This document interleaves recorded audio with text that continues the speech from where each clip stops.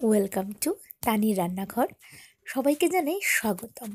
আজকে একদম ধাবা স্টাইলে চিকেন ভর্তা বানিয়ে দেখাবো। তো চলুন রান্নাতে চলে যাই। তার জন্য আমার প্রথমেই লাগবে এখানে বোনলেস চিকেন। এটা আমি সেদ্ধ করে নেব আগে। এখানে দিয়ে দিচ্ছি, সেদ্ধতে দিয়ে দিচ্ছি 2টো কাঁচা লঙ্কা, 4টা রসুন কোয়া, অল্প একটু নুন দিয়েছি, দিয়ে 2টো এলাচ দিয়ে দিলাম ফ্লেভারের জন্য। 5 মিনিটের মতো সেদ্ধ করে নিলাম। এবার এটাকে ঠান্ডা হওয়ার জন্য অপেক্ষা করতে হবে। ঠান্ডা হয়ে গেছে। এবার নাইফের সাহায্যে আমি এটাকে ছোটো ছোটো করে কেটে নিচ্ছি। আপনারা চাইলে হাত দিয়েও কাটতে পারেন বা কাঁটা চামচ দিয়েও কাটতে পারেন।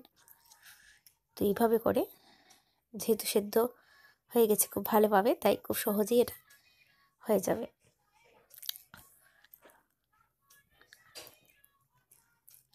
এইভাবে করে সব চিকেন আমি কেটে নেব।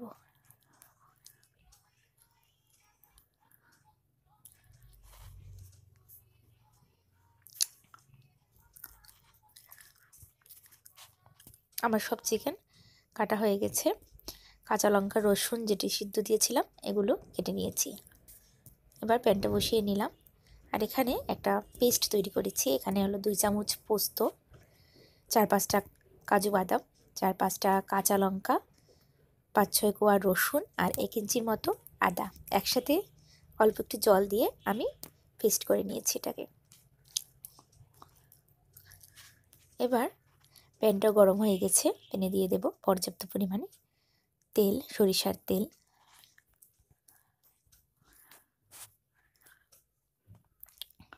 দিয়ে দিলাম এলাচ।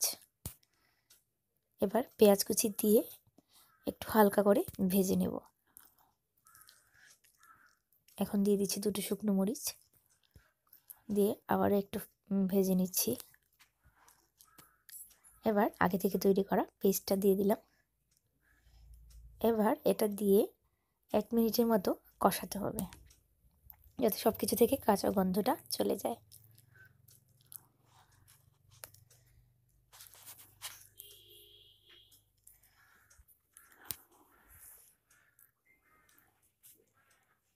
আমার কষানোটা হয়ে গেছে।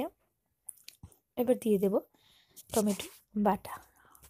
আপনারা চাইলে টমেটো কুচি দিতে পারেন। আমি এখানে টমেটো বাটা বা টমেটো পেস্ট দিচ্ছি। এটাকে দিয়েও 1 মিনিটের মতো কষাতে হবে।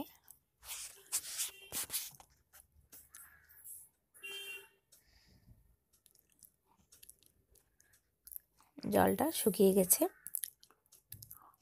এবার দিয়ে দিচ্ছি অল্প একটু চিকেন স্টকটা, যাতে মশলাটা পুড়ে না যায়। গোটা গরম মশলা, হলুদ, লাল লঙ্কার গুঁড়ো আর ধনে গুঁড়ো দিয়ে আবার একটু মিশিয়ে নিচ্ছি। এবার এটাকে খুব ভালোভাবে কষাতে হবে, যাতে মশলাটা কাঁচা না থাকে। একটু জল দিয়ে দিলাম। এবার মশলা থেকে তেল বেরোনো অবধি আমরা অপেক্ষা করব।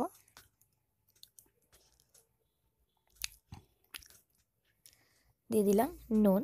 আমি সেদ্ধ হবার সময় অল্প একটু নুন দিয়েছিলাম। এবার আগে থেকে সেদ্ধ করে রাখা মাংসটা দিয়ে দিচ্ছি।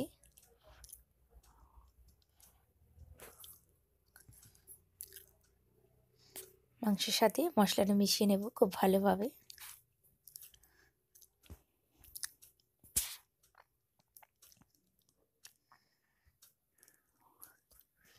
চিকেন স্টকটা দিয়ে দিচ্ছি আরও অল্প পরিমাণে। যেহেতু ভর্তা, তার জন্য একটু মাখো মাখো হবে। মিশিয়ে নিচ্ছি।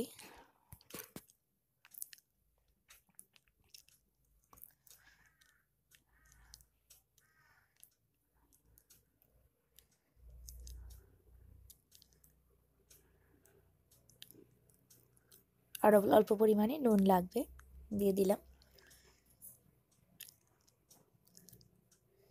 মিশিয়ে নিচ্ছি।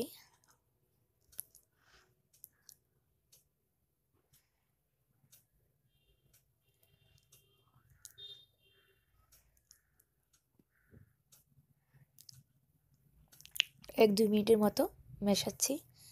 আরও একটু চিকেন স্টক দিয়ে দিলাম, মনে হচ্ছে একটু ড্রাই। আবারও দিয়ে এটাকে জাল ওঠা অবধি অপেক্ষা করব।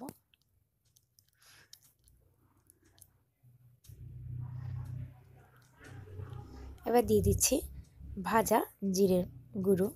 এটা দেওয়াতে রান্নার স্বাদটা দ্বিগুণ বেড়ে যাবে। মিশিয়ে নিচ্ছি খুব ভালোভাবে। অলমোস্ট তৈরি হয়ে গেছে আমার রান্নাটা। ধনেপাতা কুচি দিয়ে দিলাম, আর এখানে দিয়ে দিচ্ছি একটা সেদ্ধ ডিম।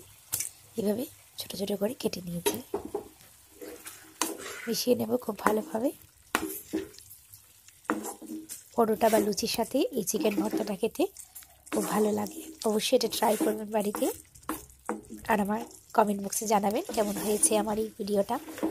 আর অবশ্যই আমার চ্যানেলটা সাবস্ক্রাইব করে আমার সাথে থাকবেন। দেখুন হয়ে গেছে। এবার এটাকে সার্ভ করব। নামিয়ে নিলাম ধনেপাতা আর ডিম সেদ্ধ দিয়ে আমি এটাকে সার্ভ করে দিলাম।